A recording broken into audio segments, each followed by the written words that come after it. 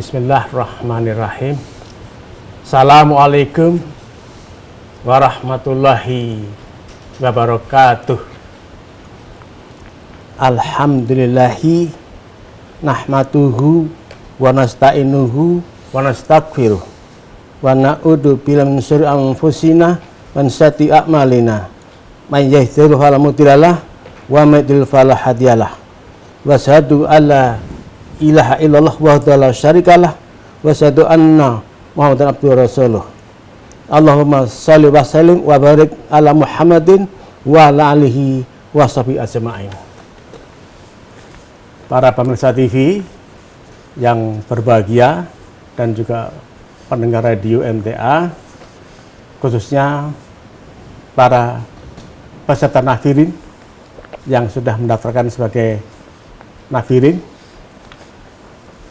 Alhamdulillah pada sore hari ini saya bisa hadir pada acara nafar online tahun ini karena kondisi COVID-19 yang sekarang sedang menjadi wabah internasional ini, maka tahun ini nafar diadakan secara online.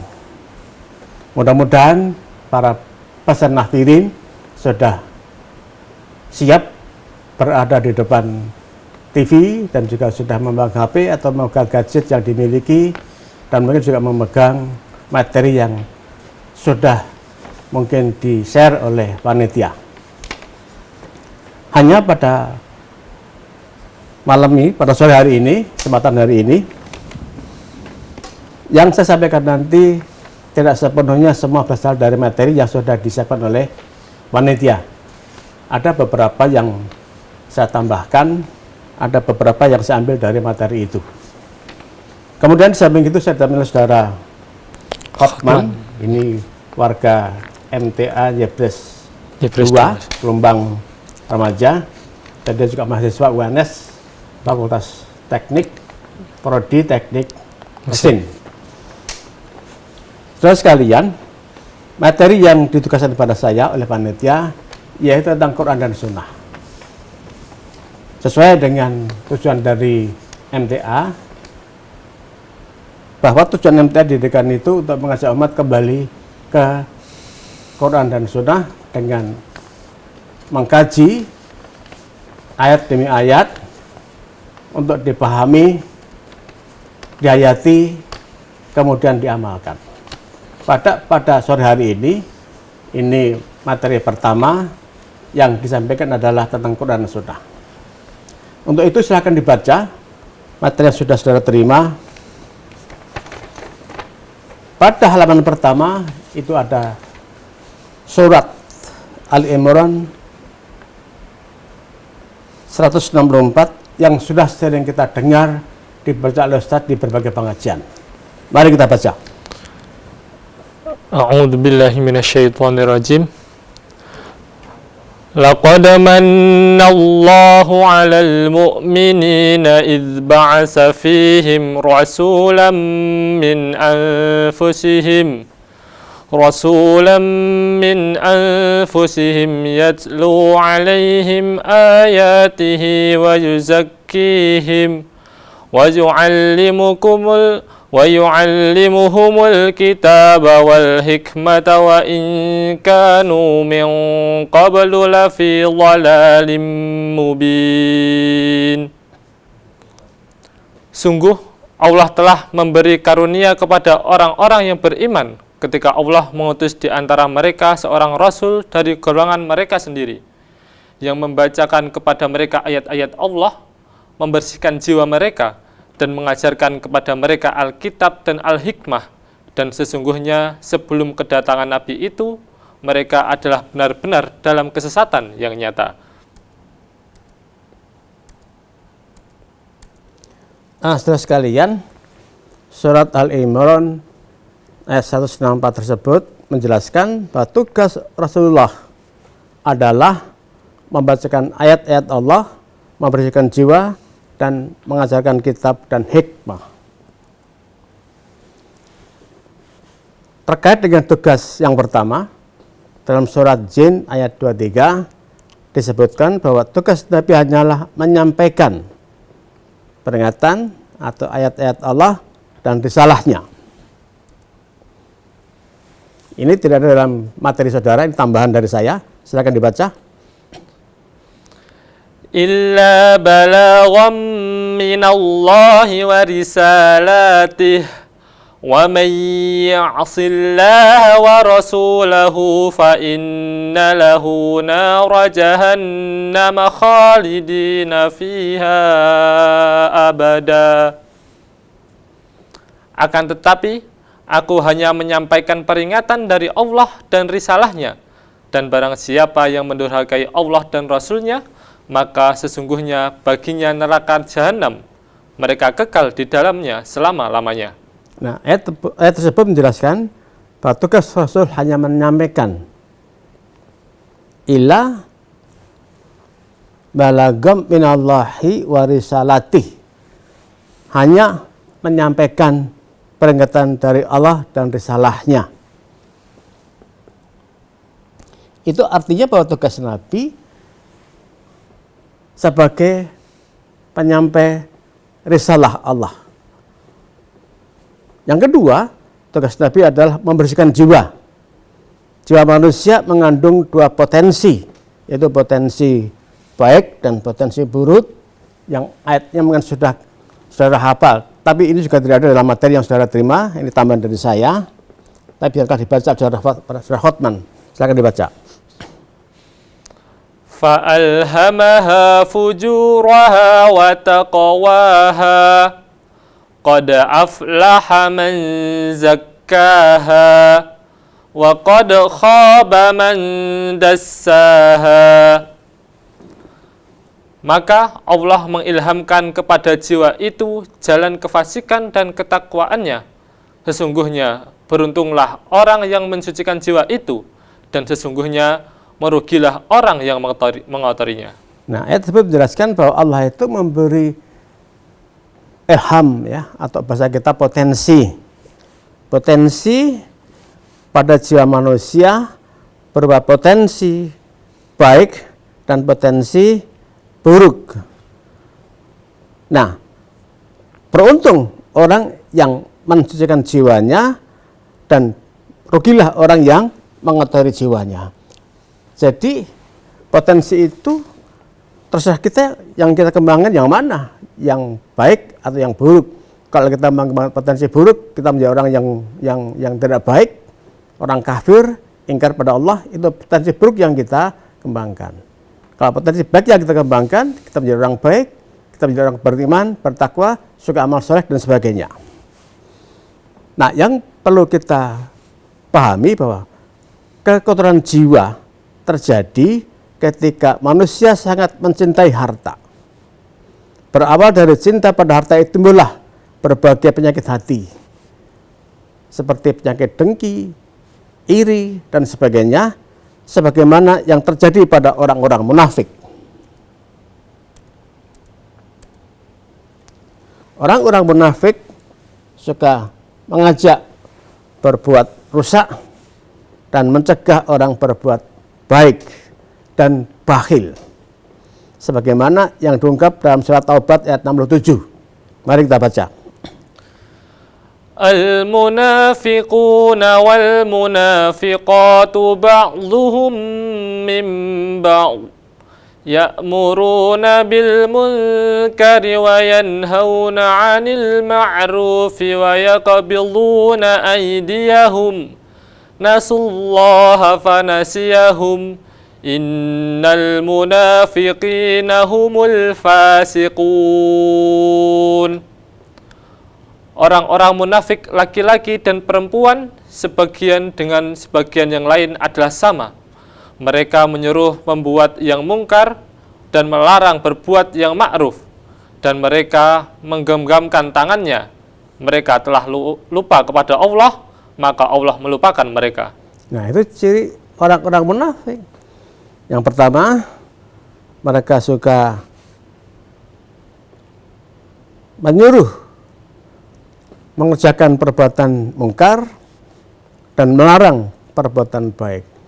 Mereka saling mengajak untuk berbuat buruk dan selalu mengajak untuk mencegah perbuatan baik. Itu ciri orang munafik. Kalau kita melihat orang suka mengajak berbuat buruk, suka berbuat rusak, dan suka melarang orang berbuat baik, itu ciri orang munafik. Kemudian yang penting lagi ialah bahwa mereka itu bakhil. Mereka menggenggam tangannya, itu hanya bakhil. Maka orang-orang munafik itu punya sifat-sifat semacam itu, mungkin justru karena kebakhilan itu. Karena kebakhilan itulah kemudian mereka itu juga punya sifat buruk yang tadi suka mengajak berbuat mungkar dan suka mencegah dari perbuatan baik. Oleh karena itu, saudara sekalian, menginfakkan harta di jalan Allah dapat mengurangi kecintaan pada harta sehingga bisa menimbulkan kebersihan jiwa dari berbagai penyakit jiwa tadi. Dalam surat Taubat juga ayat 103 Allah berfirman, beri saudara Freeman, silakan, saudara Khotman silakan. Khudh min amwalihim sadaqatan tutahhiruhum wa tuzakkihim bima wa salli alaihim inna salataka sakanun lahum wallahu sami'un alim. Ambillah zakat dari sebagian harta mereka. Dengan zakat itu kamu membersihkan dan mensucikan mereka, dan mendoalah untuk mereka. Sesungguhnya doa kamu itu menjadi ketentraman jiwa bagi mereka, dan Allah Maha mendengar lagi Maha mengetahui. Saudara sekalian, para pemirsa TV dan pendengar radio, terutama para peserta nafar, ayat sebelum ayat tersebut berisi pemberitahuan kepada Rasul bahwa di antara orang-orang Badui ada orang munafik.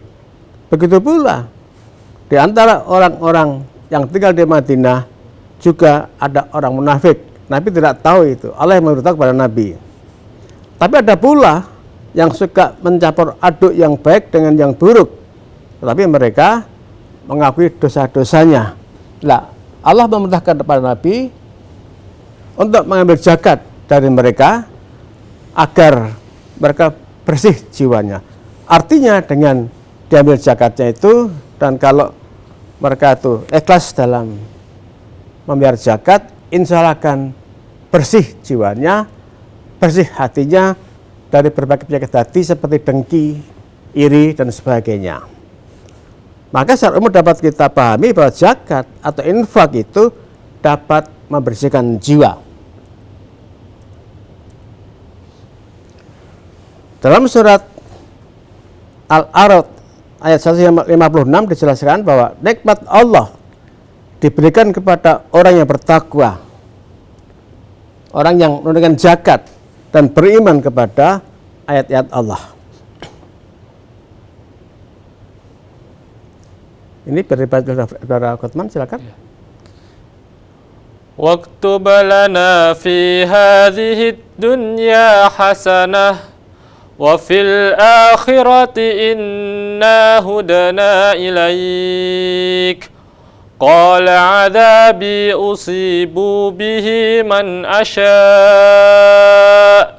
wa rahmati wasi'at kulla syai'in fasa'aktubuha lilladzina yattaquna wa yu'tuna az-zakata walladzina hum biayatina yu'minun. Dan tetapkanlah untuk kami kebajikan di dunia ini dan di akhirat. Sesungguhnya kami kembali bertaubat kepada Engkau. Allah berfirman, siksaku akan kutimpakan kepada siapa yang aku kehendaki, dan rahmatku meliputi segala sesuatu. Maka akan aku tetapkan rahmatku untuk orang-orang yang bertakwa, yang menunaikan zakat, dan orang-orang yang beriman kepada ayat-ayat kami. Nah, saudara sekalian, para pemirsa TV dan radio, terutama para nafirin, dalam ayat ini dijelaskan bahwa Allah akan menetapkan rahmatnya untuk orang orang yang bertakwa, yaitu orang-orang yang menunaikan zakat dan orang-orang yang beriman kepada ayat kami. Jadi membayar zakat atau infak secara umum itu bisa membersihkan jiwa dan akan menjadikan pembayar zakat itu sebagai orang-orang yang dirahmati oleh Allah.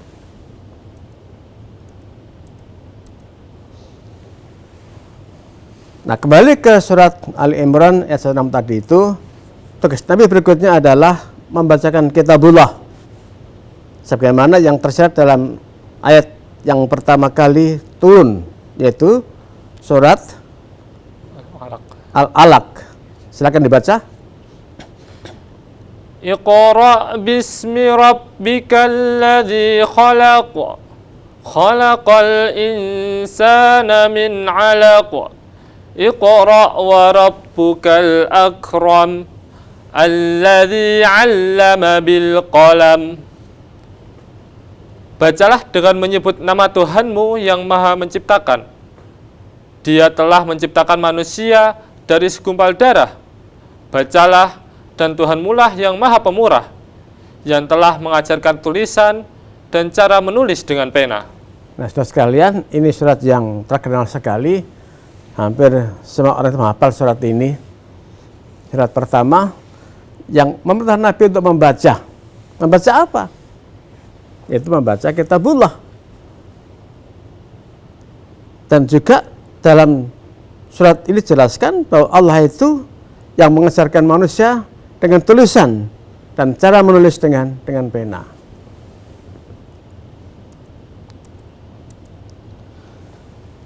Nah, Nabi membacakan ayat-ayat yang dibacakan kepada beliau, kepada para sahabat, dan para sahabat menghafal.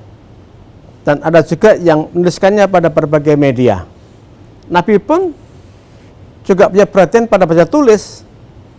Antara lain tebusan yang diminta dari tawanan perang Badar, antara lain adalah tawanan Badar yang bisa membaca, bisa menulis, diminta mengajar para sahabat dan anak sahabat untuk membaca dan menulis. Itu bahwa Nabi memang punya perhatian tentang mengajarkan kepada para sahabat dan kepada anak para sahabat untuk baca tulis.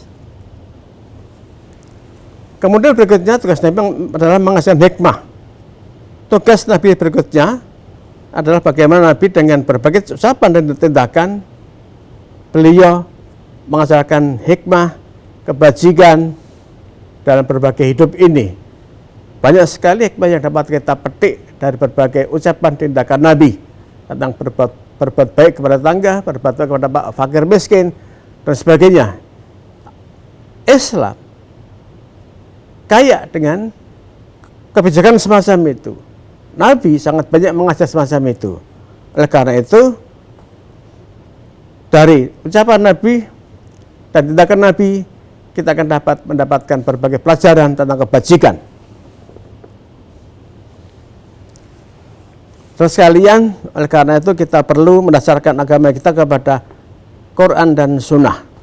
Karena ya Quran yang memberi petunjuk ke jalan lurus, sebagaimana yang Allah firmankan dalam surat Al-An'am 153. Wa anna hadha sirati mustaqiman fattabi'uh wa la tattabi'us subula fatafarraqa bikum an sabilih dzalikum wassakum bihi la'allakum tattaqun. Dan bahwa yang kami perintahkan ini adalah jalanku yang lurus, maka ikutilah dia, dan janganlah kamu mengikuti jalan-jalan yang lain, karena jalan-jalan itu mencerai-beraikan kamu dari jalannya. Yang demikian itu diperintahkan Allah agar kamu bertakwa. Ayat ini sering kita dengar dibaca Ustadz di Ahad pagi dan juga mungkin oleh Ustadz-Ustadz yang lain. Dan jelas sekali ayat ini menerangkan bahwa Quran itu adalah jalan yang lurus. Oleh karena itu kita diberi untuk mengikuti ya. Janganlah kita ikut jalan-jalan yang lain. Karena jalan Quran itu akan membawa kita kepada kesesatan. Yang demikian itu diperintahkan oleh Allah agar kita menjadi orang bertakwa. Saudara sekalian, sebelum mendapat wahyu, Nabi tidak mengerti apa itu kitab, apa itu iman. Tetapi setelah Nabi itu mendapat wahyu, beliau mengerti apa itu kitab, mengerti apa itu iman. Dan dengan kitab Allah yang Allah turunkan pada beliau, Nabi itu memberi petunjuk kepada jalan yang lurus. Jadi tanpa Quran kita tidak akan bisa menjadi orang yang bertakwa. Tanpa Quran kita nggak mengerti apa itu iman, apa itu takwa, tidak akan mengerti. Jangan kita, Nabi pun tidak mengerti. Nabi mengerti apa itu iman, apa itu takwa setelah mendapatkan wahyu dari Allah. Sebagaimana yang tersebut dalam surat Asy-Syura ayat 52. Wa kadzalika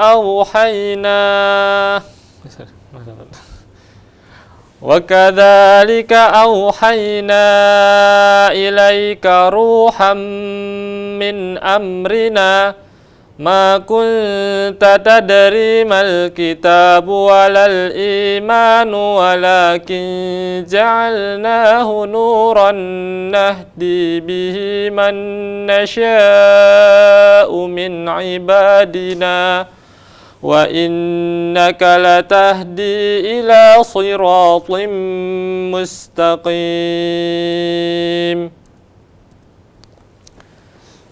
Dan demikianlah kami wahyukan kepadamu wahyu Al-Quran dengan perintah kami.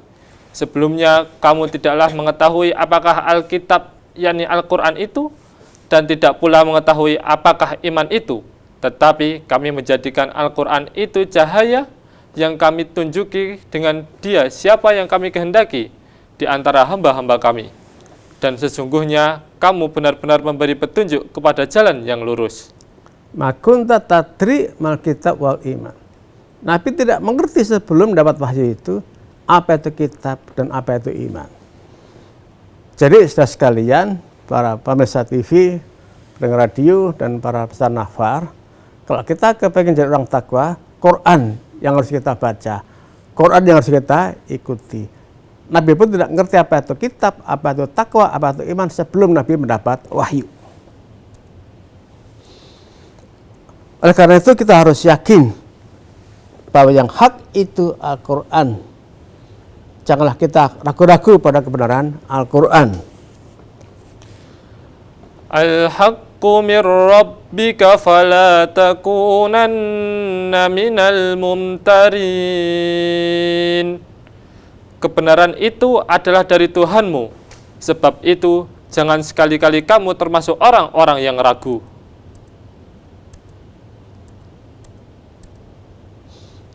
Di surat Yunus ayat 94 Allah juga berfirman, fa in kunta fi syakkim mimma anzalna ilaika fas'alil ladzina yaqra'una al-kitaba min qablik laqad ja'akal haqqu mir rabbika fala takunanna minal mumtarin. Maka jika kamu Muhammad berada dalam keraguan-raguan tentang apa yang kami turunkan kepadamu, maka tanyakanlah kepada orang-orang yang membaca kitab sebelum kamu. Sesungguhnya telah datang kebenaran kepadamu dari Tuhanmu. Sebab itu janganlah sekali-kali kamu termasuk orang-orang yang ragu. Terus sekalian, bisa kita pahami ya, kondisi ketika Nabi diutus pada zaman itu sesuatu yang sangat luar biasa. Quran itu sangat beda dengan apa yang ada di sekitarnya. Yang ada adalah orang-orang Quraisy yang musyrik, yang menyembah banyak berhala. Dan juga ketika di Madinah itu ada orang-orang Yahudi dan orang Nasrani. Maka Nabi perlu penguatan-penguatan dari Allah tentang kebenaran yang Allah turunkan kepada Nabi. Ayat ini merupakan satu motivasi ke Nabi agar Nabi tidak ragu-ragu pada benarnya Quran yang datang kepada Nabi. Kita pun juga begitu. Kita juga harus yakin bahwa Al-haqqu itu dari Tuhan. Ya. Jangan kita jadi orang yang ragu-ragu. Laqad ja'akal haqqu min rabbika fala takunanna minal mumtarin. Sungguh telah datang yang hak itu dari Tuhanmu. Janganlah kamu menjadi orang yang ragu-ragu. Terus sekalian, Quran itu merupakan suri teladan. Juga merupakan sifat bagi hati, penyembuh bagi hati.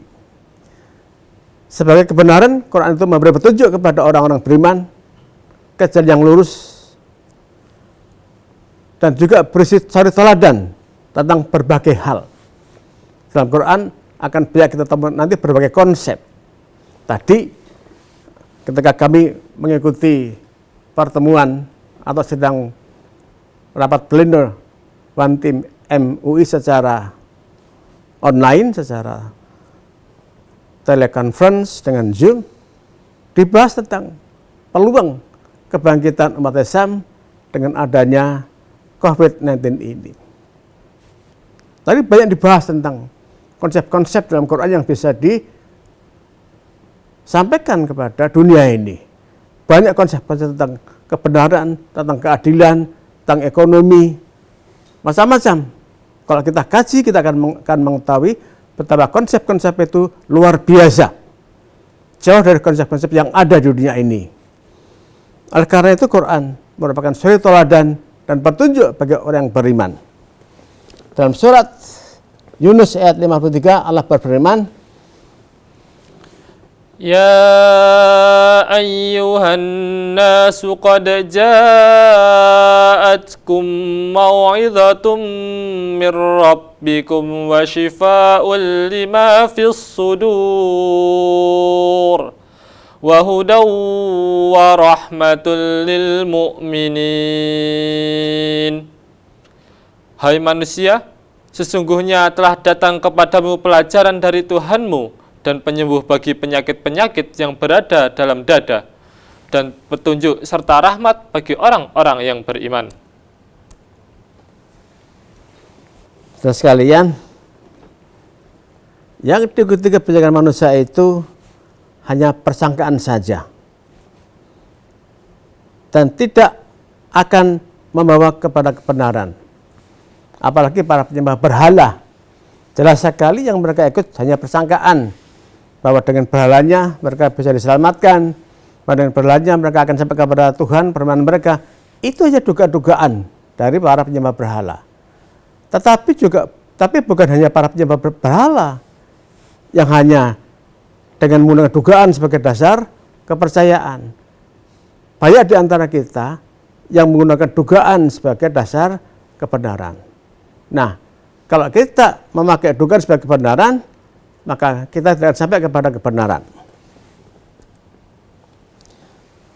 Allah berfirman juga ada surat Yunus, silakan dibaca. Wa ma yattabi'u aksaruhum illa dhanna inna dhanna la yughni minal haqqi syai'a innallaha alimun bima yaf'alun. Dan kebanyakan mereka tidak mengikuti kecuali persangkaan saja. Sesungguhnya persangkaan itu tidak sedikit pun berguna untuk mencapai kebenaran. Sesungguhnya Allah Maha mengetahui apa yang mereka kerjakan. Nah, itu menjelaskan bahwa yang kebanyakan oleh orang-orang manusia, terutama para penyembah berhala pada zaman Nabi ya, itu hanya don saja, hanya dugaan-dugaan saja bahwa berhala mereka akan menyelamatkan, berhala mereka akan melancarkan rezeki, macam-macam itu ya don saja, hanya dugaan saja, pengetahuan yang tidak berdasar. Oleh karena itu, don atau persangkaan tidak akan bisa membawa kepada kebenaran. Beda dengan hipotesis dalam ilmu pengetahuan. Hipotesis adalah penelitian. Kalau hipotesis itu kan untuk dibuktikan. Di dalam dunia akademis, ilmu itu dimulai dengan hipotesis. Hipotesis itu dugaan sementara untuk dibuktikan. Tapi kalau dugaan-dugaan yang dimaksud dalam Quran ini, itu dugaan-dugaan yang bukan untuk dibuktikan. Dugaan-dugaan yang langsung dipercayai. Kita di Jawa ini juga kita punya yang semacam itu. Budaya Jawa itu juga penuh dengan kepercayaan kepada yang semacam itu. Para dukun itu hanya dugaan dasar ilmunya. Pengetahuannya pengetahuan yang dugaan dasarnya, persangkaan dasarnya, tidak berdasar kepada pengetahuan yang hakiki, yang mungkin merupakan hasil penelitian, atau ada kitab yang dapat dirujuk, bukan semacam itu. Nah, ilmu semacam itu tidak akan sampai pada kebenaran.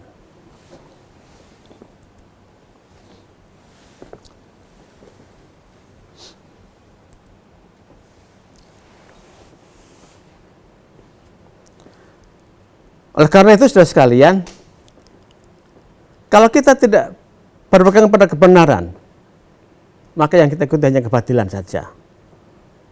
Ya, yang ada di sebalik yang hak itu, beyond hak itu, beyond yang benar itu, di seberang yang benar itu hanya kebatilan. Dalam surat Yunus juga Allah berfirman semacam itu. Fadzalikumullahu rabbukumul haqq.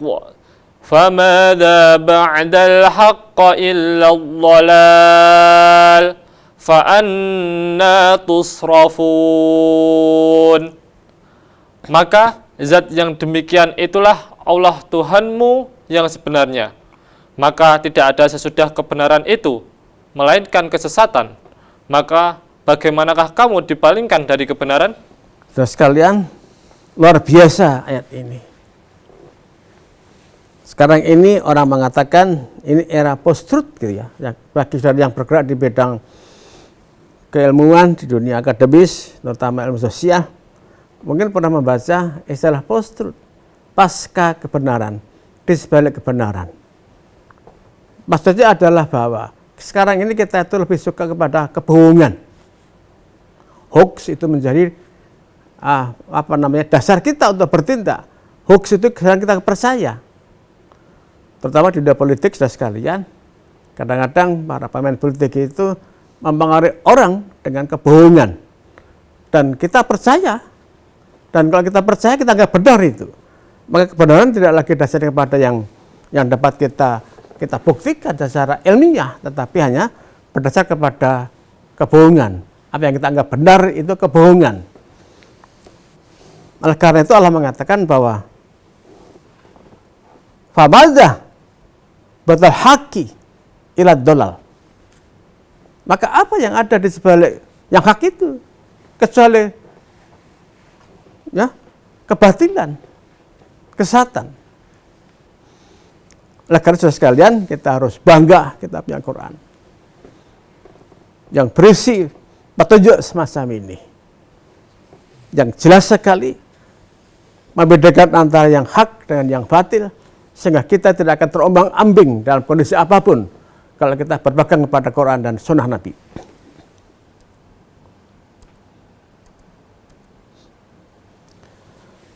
Oleh karena itu, kita juga harus berpegang pada Sunnah Nabi. Tadi Nabi itu antara lain mengajarkan hikmah. Hikmah itu bisa kita ambil dari Sunnah Nabi, dari ucapan Nabi, dari tindakan Nabi.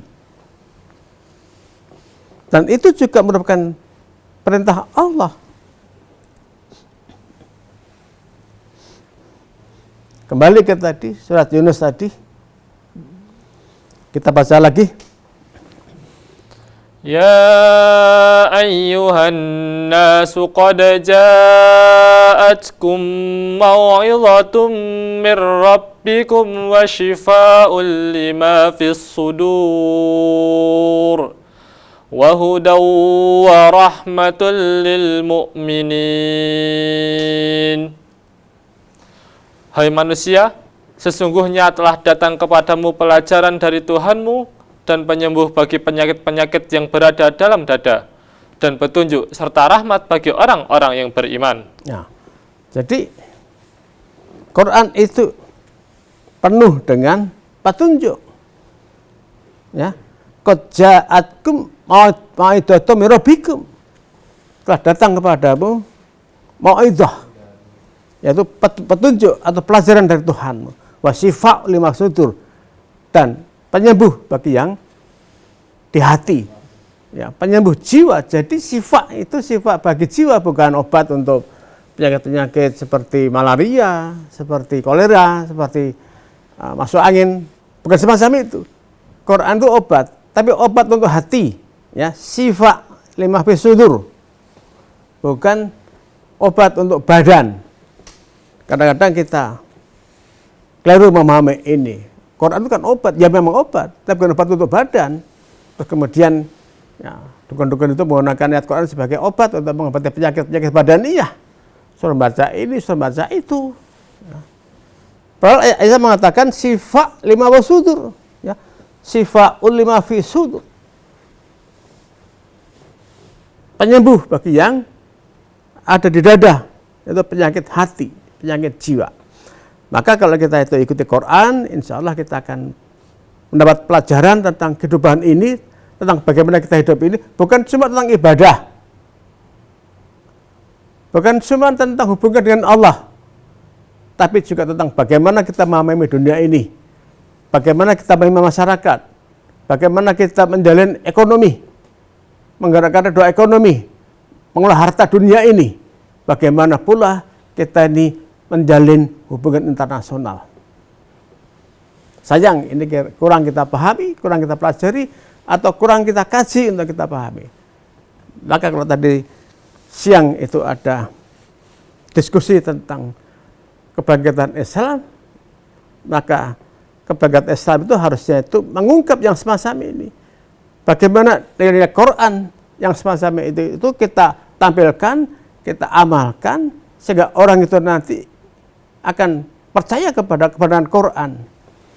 Tapi karena Quran yang kita baca untuk dapat cari pahala, ya, tidak kita pahami, tidak kita hayati, ya akhirnya itu Quran hanya menjadi bacaan-bacaan untuk doa saja. Atau bahkan tadi dukun-dukun itu menggunakan sebagai obat saja. Itu reduksi yang luar biasa. Reduksi yang luar biasa. Maka saudara sekalian, para peserta nafar dan pendengar radio serta pendengar TV yang pada umumnya, mari kita baca Quran, kita pahami, kita hayati, dan kita amalkan. Kita bangga dengan Quran, kita bangga menjadi orang yang beriman. Selain itu di surat Al-Ahzab ayat 21, Allah juga berfirman, Pak Nabi itu suri teladan yang baik. Mari kita baca. Laqad kana lakum fi Rasulillahi uswatun hasanatun liman kana yarjullaha wal yawmal akhir. Yarjullaha wal yawmal akhir wa dzakarallaha katsira. Sesungguhnya telah ada pada diri Rasulullah itu suri tauladan yang baik bagimu, yaitu bagi orang yang mengharap rahmat Allah dan kedatangan hari kiamat, dan dia banyak menyebut Allah. Nah, kalau tadi itu Quran merupakan mau'izah. Nah, sekarang ayat ini menjelaskan bahwa pada diri Nabi itu terdapat ya uswatun hasanah. Suri tauladan yang baik bagi orang-orang yang mengharap pahala Allah dan hari akhir, artinya bagi orang-orang yang kepengin masuk surga. Mafhum mukhalafahnya, orang-orang yang tidak mau ngikut jejak Nabi, tidak mau mengambil contoh dari Nabi, tidak kepengin masuk surga. Jadi kalau kita kepengin masuk surga, kita kepengin dapat pahala dan hari kiamat, maka Nabi yang kita contoh, Nabi yang kita ikuti.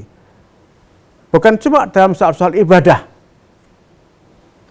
Dalam sejarah Nabawiyah bisa kita lihat nanti berbagai hal yang sangat luar biasa untuk kita ikuti.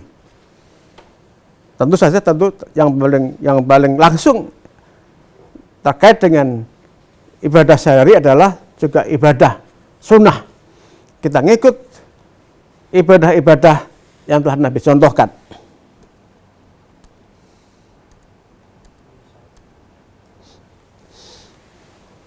Dan bagi orang yang beriman, tidak ada pilihan lain kecuali mengikuti Nabi. Ketika Nabi itu mengambil keputusan, Nabi mengambil langkah-langkah atau memberi perintah kepada kita, memberi petunjuk kepada kita, jawaban kita tidak lain kecuali samina wa ata'na. Ini surat ini juga sudah sering dibaca oleh Ustadz di pengajian akad pagi dan mungkin juga oleh para guru daerah di MTA ini di berbagai pengajian. Mari kita baca. Innama kana qaulal mu'minina idza du'u ila Allahi wa rasulihi liyahkuma bainahum an yaqulu sami'na wa ata'na wa ulaika humul muflihun. Sesungguhnya jawaban orang-orang mukmin bila mereka dipanggil kepada Allah dan Rasul-Nya agar Rasul menghukum atau mengadili di antara mereka ialah ucapan kami mendengar dan kami patuh. Dan mereka itulah orang-orang yang beruntung. Nah, saudara sekalian, iman ke Rasul itu. Iman ke Rasul itu artinya bahwa kita percaya kepada bahwa ucapan Rasul itu benar. Tidak Rasul itu benar. Oleh karena itu kalau Rasul sudah memberi kita petunjuk, memberi kita satu hukum, jawaban orang beriman, sami'na wa ata'na. Di surat lain Allah berfirman, maka nali mu'minin wa ma kana li mu'minin wa la mu'minatin idza qadallahu wa rasuluhu amra an yakuna lahumul khiyaratu min amrihim wa man ya'sillaha wa rasulahu faqad dhalla dhalalan mubina. Dan tidaklah patut bagi laki-laki yang mukmin dan tidak pula bagi perempuan yang mukmin apabila Allah dan Rasul-Nya telah menetapkan suatu ketetapan akan ada bagi mereka pilihan yang lain tentang urusan mereka. Dan barang siapa mendurhakai Allah dan Rasul-Nya, maka sungguhlah dia telah sesat yang nyata. Dan sekalian, terkait dengan yang sekarang terjadi, yaitu wabah yang ditimbulkan oleh virus corona ini, Nabi juga memberi perintah. Kalau kamu berada di dalam kota yang ada wabah, tahun waktu itu, kamu jangan keluar dari kota itu. Dan orang-orang yang ada di luar kota itu jangan masuk ke kota itu.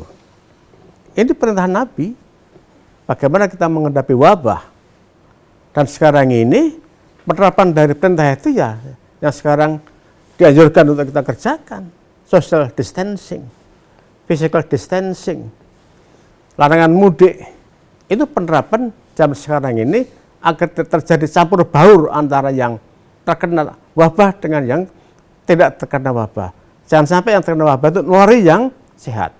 Sampai yang sehat itu masuk ke dalam kota yang terkena wabah sehingga tertulari wabah itu.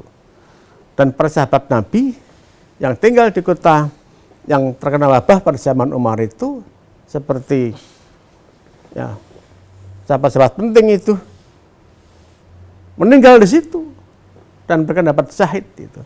Dan Umar bersama sahabat yang waktu itu tidak masuk kota itu di Syam ya, Damaskus ya, kalau sekarang itu, ketika kemudian diberitahu bahwa Nabi bersama Syam itu, ya Umar bersama sahabat tidak jadi masuk ke kota itu.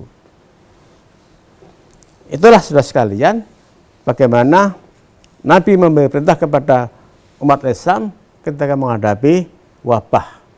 Itu terjadi zaman Nabi. 15 abad yang lampau. Nabi sudah memberi contoh semacam itu luar biasa. Oleh karena itu pada kehidupan Nabi, ucapan Nabi, tidak tanduk Nabi, banyak hikmah yang bisa kita ambil. Maka bagi orang-orang beriman, tidak ada contoh lain kecuali perilaku Nabi kalau kita kepengen masuk surga. Kecuali kalau kita nggak pengen surga, silahkan Nabi yang lain, ikut dukun silahkan. Ikut Nabi silahkan. Kalau yang kita inginkan bukan surga.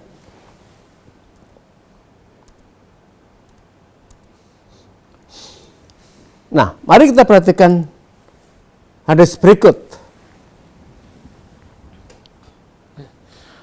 Anil Irbad bin Sariyah qala wa'adhana Rasulullah sallallahu alaihi wasallam yauman ba'da salatil ghadati mau'idatan balighatan narafat minhal uyunu wa wajilat minhal qulubu faqala rajulun inna hadhihi mau'idatu muwaddi'in famada ta'hudu ilaina ya Rasulullah qala usikum bitaqwallah was-sam'i wat-ta'ah wa in abdun habashi fa innahu man ya'is minkum yara ikhtilafan katsiran wa iyyakum wa muhdatsatil umuri fa innaha dhalalah faman adraka dzalika minkum fa alaihi bisunnati wa sunnatil khulafa'ir rasyidinal mahdiyyin addu 'alaiha bin nawajid. Itu pada materi yang sudah terima, itu ada di halaman 5. Halaman 5 hadis yang kedua ya. Hadis yang pertama yang kedua. Yang pertama. Hadis yang pertama itu di materi yang sudah terima para peserta nafirin, itu ada di halaman 5 hadis yang pertama. Yang tampil di layar kalau dilihat ya, ini agak beda bukan. Jadi yang ini langsung dibacakan dari materi yang sudah terima. Artinya? Dari Irbad bin Sariyah ia berkata, pada suatu hari setelah salat subuh, Rasulullah Shallallahu Alaihi Wasallam memberi nasihat kepada kami dengan nasihat yang sangat membekas, sehingga air mata kami bercucuran dan hati kami merasa takut.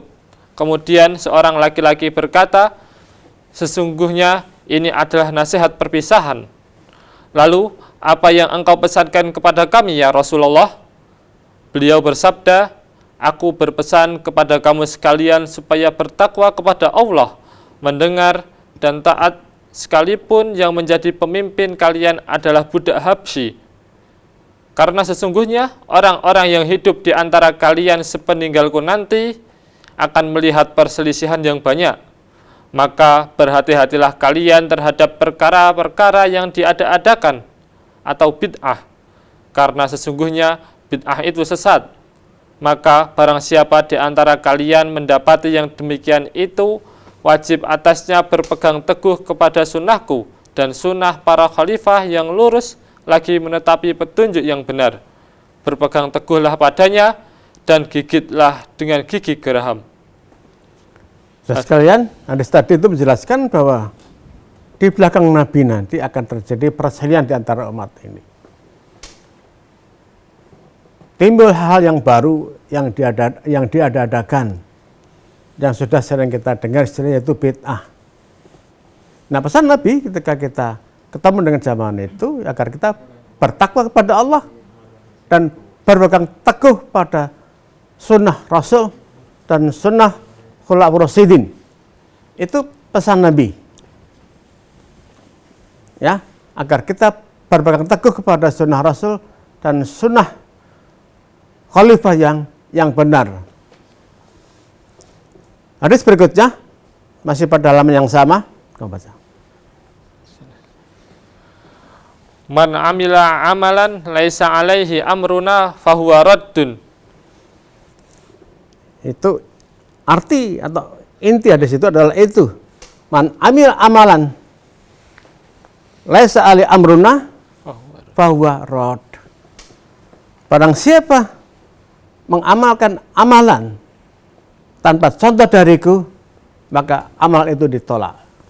Saudara sekalian, Hadis tadi itu menjelaskan bahwa wajib kita mengikuti sunnah Rasul dalam kita beragama ini, terutama dalam soal-soal ibadah.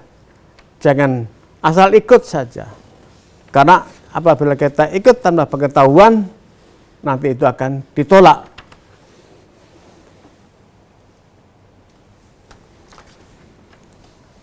Di surat Al-Imran ayat 31, Allah juga menegaskan agar kita itu ikut Nabi.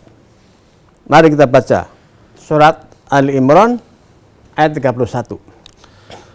Qul in kuntum tuhibbunallaha fattabi'uni yuhibbukumullahu wa yaghfir lakum dzunubakum wallahu ghafurur rahim. Jika kamu benar-benar mencintai Allah, ikutilah aku. Niscaya Allah mengasihi dan mengampuni dosa-dosamu. Ya, saudara sekalian. Jadi kalau kita cinta pada Allah, Allah perintahkan kita ikut Nabi. Ikuti Nabi. Insya Allah nanti Allah akan mengampuni dosa-dosa kita. Karena saudara sekalian, sebagai penutup dari isian nafar Ramadan online pada sore hari ini yang disiarkan melalui TV MTA dan radio MTA secara langsung, secara menyeluruh, sehingga bisa diikuti bukan cuma oleh nafirin, tapi juga oleh pemirsa TV dan pendengar radio. Untuk itu mari kita baca surat Al-Hadid 16 sebagai penutup isian saya pada sore hari ini. Ini logo kita, logo MTA. Mari kita baca. Alam ya'ni lilladzina amanu an tash'a qulubuhum li dzikrillahi wa ma nazala minal haqq wa la yakunu kalladzina utul kitaba min qablu fatala 'alaihimul amadu faqasat qulubuhum wa katsirum minhum fasiqun. Belumkah datang waktunya bagi orang-orang yang beriman untuk tunduk hati mereka mengingat Allah dan kepada kebenaran yang telah turun kepada mereka. Dan janganlah mereka seperti orang-orang yang sebelumnya telah diturunkan Alkitab kepadanya. Kemudian berlalulah masa yang panjang atas mereka, lalu hati mereka menjadi keras. Dan kebanyakan di antara mereka adalah orang-orang yang fasik. Saudara sekalian, ayat ini turun pada zaman Nabi ya Quran kan turun pada Nabi 15 abad yang lampau. Tetapi seperti terasa baru kemarin turun ayat ini. Dan ini ada dua hal yang perlu kita perhatikan. Yang pertama perintah, yang kedua larangan. Perintah dalam bentuk pertanyaan. Pertanyaan retoris ya. Almiya niladin amanu antahsya'al qulubuhum lidzikrillahi wa ma nazala minal haqq. Yang pertama, apa belum datang waktunya bagi orang-orang yang beriman untuk tunduk hati mereka mengingat Allah dan kepada kebenaran yang telah turun kepada mereka. Ini pertanyaan retoris, nggak perlu kita jawab. Kita semua ngaku beriman. Ada di antara kita yang sudah sejak kecil kita beriman. Orang tua kita beriman, nenek moyang kita beriman, tetangga kita beriman, dan kita juga aku beriman. Sejak kecil kita diajari beriman. Tetapi apakah sudah selama itu kita ngaku beriman? Kita sudah betul-betul mengikuti Quran. Tunduk patuh hati kita ngikut Quran. Mari kita jawab masing-masing. Kalau kita ngerti pun tidak apa isi Quran, bagaimana kita bisa ngikut yang Quran perintahkan pada kita untuk kita kerjakan atau kita jauhi larangannya. Kemudian yang kedua itu berupa larangan. Wala yakunu kaladzina utul kitaba min qablu Fatola alaihim amatu faqasat qulubuhum wa katsirum minhum fasiqun. Dan janganlah seperti orang-orang sebelum kalian yang diturunkan kitab kepadanya, yaitu orang-orang Yahudi dan orang-orang Nasrani. Setelah lama masa berlalu, keras hati mereka, dan kebanyakan dari mereka menjadi orang-orang yang fasik. Kita ditanya, apa belum tiba saatnya kita ini untuk tunduk patuh ikut Quran? Sudah sekian lama kita ngaku sebagai orang Islam, sekian lama kita ngaku orang beriman, tapi seberapa jauh kita sudah ngerti Quran dan kita ikuti. Kemudian kita dilarang, jangan seperti orang-orang sebelum kita, yaitu orang-orang Yahudi dan orang-orang Nasrani. Lama berpisah dari kitabnya, keras hati mereka, dan mereka menjadi fasik. Saudara sekalian, mari ini kita renungi untuk kita tanyakan ke diri kita masing-masing. Saudara sekalian, maka mari kita pegang teguh pesan Nabi yang disampaikan oleh Imam Malik, yang juga sudah kita sering dengarkan disampaikan oleh Ustadz di pengajian hangat pagi. Taraktu fikum amroini lan tadilu matamaksu bihima kitaballahi wa sunnatan nabi.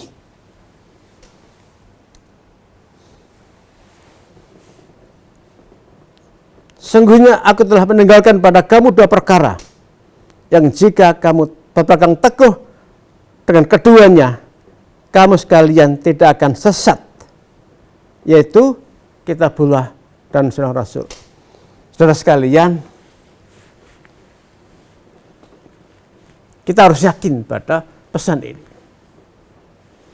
Kita harus yakin bahwa hanya dengan Quran dan sunnah Rasul kita nggak akan sesat. Dengan Quran kita mengerti kebenaran, apa yang hak. Al-haqqu min rabbika fala takunanna minal mumtarin. Yang hak itu dari Tuhanmu, jangan kamu jadi orang yang ragu-ragu. Sekarang ini kita ada pada zaman ketika kebenaran itu diputar balikkan, sehingga kita bisa kacau, kita bisa mungkin terombang-ambing oleh berbagai hal yang tidak kita ngerti. Kita anggap benar mungkin salah, kita anggap salah mungkin benar. Maka kita berpegang kepada Quran. Sekali lagi, al-haqqu min rabbika fala takunanna minal mumtarin. Kemudian dengan sunnah Nabi, insya Allah kita akan menjadi lurus, akan benar ibadah kita, benar juga akhlak kita. Nah, sunnah Nabi itu kalau kita ikuti akan membentuk satu budaya, satu kebiasaan dalam hidup sehari-hari kita yang juga tidak akan membuat kita terkencong, terbawa oleh arus yang hampir tiap saat berubah. Kita akan punya pegangan yang teguh, tidak akan mudah terbawa oleh berbagai perubahan yang ada, yang semuanya itu hanya membawa kepada kerusakan-kerusakan. Tadi sekali lagi, pada rapat pleno Bantim MUI itu, disampaikan, kenapa sekarang terjadi kerusakan? Kenapa? Dari mana asal kerusakan itu? Tadi menyebut berbagai istilah, filsafat, ya. Tidak perlu saya sebut di sini. Yang jelas semua itu karena kita tidak berpegang pada Quran dan Sunnah. Kalau umat Islam berpegang pada Quran dan Sunnah, insya Allah umat Islam tidak akan terombang-ambing, tidak akan terbawa oleh berbagai kondisi yang sekarang ada ini. Mudah-mudahan dengan apa yang saya sampaikan pada sore hari ini, para pemirsa TV, para pendengar radio, dan terutama para peserta nafirin online pada tahun ini bisa mendapat tambahan pengetahuan dan semakin yakin pada Quran dan Sunnah Rasul. Itu saja. Mudah-mudahan Allah memberi kita tambahan ilmu tentang agama kita dan memberi kita kekuatan untuk mengamalkan. Wassalamualaikum warahmatullahi wabarakatuh.